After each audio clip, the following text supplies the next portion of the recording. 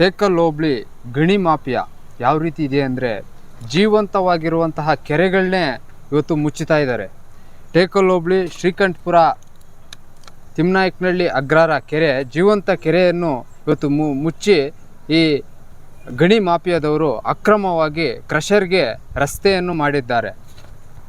April 30ನೇ ತಾರೀಕು ರಸ್ತೆ ಮಾಡೋಕ್ಕೆ ಹೋದಾಗ ಆಗಿನ ಜಿಲ್ಲಾಧಿಕಾರಿ ವೆಂಕಟರಾಜ್ ಅವರು ಆದೇಶ ಹೊರಡಿಸಿ ಆ ರಸ್ತೆನ ತಡೆಯಾಜ್ಞೆ ಮಾಡಿರ್ತಾರೆ. ಆದರೆ ಇದೇ 2 ತಿಂಗಳಲ್ಲಿ ಅಕ್ರಮವಾಗಿ ಶ್ರೀಕಂಠಪುರ ಕೆರೆಯಲ್ಲಿ ರಸ್ತೆ ನಿರ್ಮಾಣ ಮಾಡಿ ಇವರೇ ಕಾನೂನಿಗಿನ್ನ ದೊಡ್ಡವ್ರ ಥರ ಯಾವುದೇ ಅಧಿಕಾರಿಗಳಿಗೆ ಯಾವುದೇ ಇದಕ್ಕೆ ಬೆಲೆ ಕೊಡದೆ ಒಂಥರ ರಿಪಬ್ಲಿಕ್ ಆಫ್ ಟೇಕಲ್ ಹೋಬಳಿ ಗಣಿ ಮಾಫಿಯಾ ಆ ಥರ ಇದಾಗಿದೆ.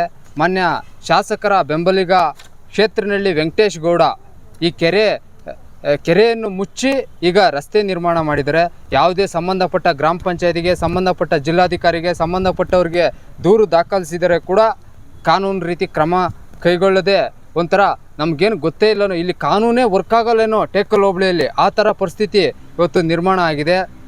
ಅದರಿಂದ ಸಂಬಂಧಪಟ್ಟ ಜಿಲ್ಲಾಧಿಕಾರಿಗಳು ಸಂಬಂಧಪಟ್ಟ ಅಧಿಕಾರಿಗಳು ಇವರ ವಿರುದ್ಧ ಕಟ್ಟುನಿಟ್ಟಿನ ಕ್ರಮ ಕೈಗೊಂಡು ಇವ್ರನ್ನ ಬಂಧಿಸಬೇಕಂತ ಈ ಮುಖಾಂತರ ಆಗ್ರಹ ಮಾಡ್ತೀನಿ. ಮತ್ತು ಟೇಕಲ್ ಹೋಬಳಿಯ ಗಣಿ ಮಾಫಿಯಾ ಯಾವ ರೀತಿ ಇದೆ ಅಂದರೆ ಯಾವುದೇ ರಾಯಲ್ಟಿಗಳಿಲ್ಲದೆ ಯಾವುದೇ ಇಲ್ಲದೆ ಈಗ ಒಂದು ಟಿಪ್ಪರ್ಗೆ 19 ಟನ್ ಕೆಪಾಸಿಟಿ ಇದ್ದರೆ 40 ಟನ್ ಹಾಕ್ಕೊಂಡು ಹೋಗ್ತಾರೆ. ಯಾವುದೇ ರಾಯಲ್ಟಿ ಇಲ್ಲ. ವಾರ್ಷಿಕ 300ರಿಂದ 400 ಕೋಟಿ ಹಗರಣ.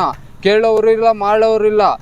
ಹೆಚ್ಚು ಕಡಿಮೆ ಇದು ಒಂಥರ ಕಾನೂನೇ ವರ್ಕ್ ಆಗಲ್ಲ. ಟೇಕಲ್ ಹೋಬಳಿಯಲ್ಲಿ ಒಂಥರ ರಿಪಬ್ಲಿಕ್ ಆಫ್ ಬಳ್ಳಾರಿ ಆಗಿಬಿಟ್ಟಿದೆ. ಬಳ್ಳಾರಿ ಹೆಂಗಿತ್ತು ಆಗ ರಿಪಬ್ಲಿಕ್ ಆಫ್ ಟೇಕಲ್ ಹೋಬಳಿ ಆಗಿಬಿಟ್ಟಿದೆ. ಮಾನ್ಯ ಮುಖ್ಯಮಂತ್ರಿಗಳು ಆಗ ಬೆಂಗಳೂರಿಂದ ಬಳ್ಳಾರಿವರೆಗೂ ಪಾದಯಾತ್ರೆ ಮಾಡಿದ್ರು. ಆದರೆ ಈಗ ಇದೇ ಟೇಕಲ್ ಹೋಬಳಿ ಇದೇ ಮಾಲೂರು ತಾಲೂಕಲ್ಲಿ ಈ ಥರ ಇದೆ. ನಿಮ್ಮದೇ ಮುಖ್ಯಮಂತ್ರಿಗಳು ನೀವೇ ಇದ್ದೀರಿ. ಇದ್ರ ಬಗ್ಗೆ ಕಾನೂನು ರೀತಿ ಕ್ರಮ ಕೈಗೊಳ್ಳದೆ ಯಾಕೆ ಈ ಥರ ಇದ್ದೀರಿ ನಮಗೇನು ಗೊತ್ತೇ ಆಗ್ತಾ ಇಲ್ಲ. ಆಗ ಅಷ್ಟು ಹೋರಾಟ, ಈಗ ಯಾಕೆ ಸುಮ್ಮನೆ ಇದ್ದೀರಿ? ಇಷ್ಟೆಲ್ಲ 100 ಕೋಟಿ 300ರಿಂದ 400 ಕೋಟಿ ವಾರ್ಷಿಕ ಹಗರಣ ನಡೆದ್ರೆ ಕೂಡ ಯಾರೂ ಇದ್ರ ಬಗ್ಗೆ ಕಿಂಚಿತ್ತು ಕೂಡ ಇದಿಲ್ಲ. ಇಲ್ಲಿ ಈ ಥರ ಪರಿಸ್ಥಿತಿ ಇದೆ. ಸಂಬಂಧಪಟ್ಟ ಅಧಿಕಾರಿಗಳು, ಸಂಬಂಧಪಟ್ಟ ಸಚಿವರು, ಸಂಬಂಧಪಟ್ಟ ಮುಖ್ಯಮಂತ್ರಿಗಳು ಇದ್ರ ಕಟ್ಟುನಿಟ್ಟಿನ ಕ್ರಮ ಕೈಗೊಂಡು ಈ ಮಾಫಿಯಾಗೆ ಅಂತ್ಯ ಆಡಬೇಕು.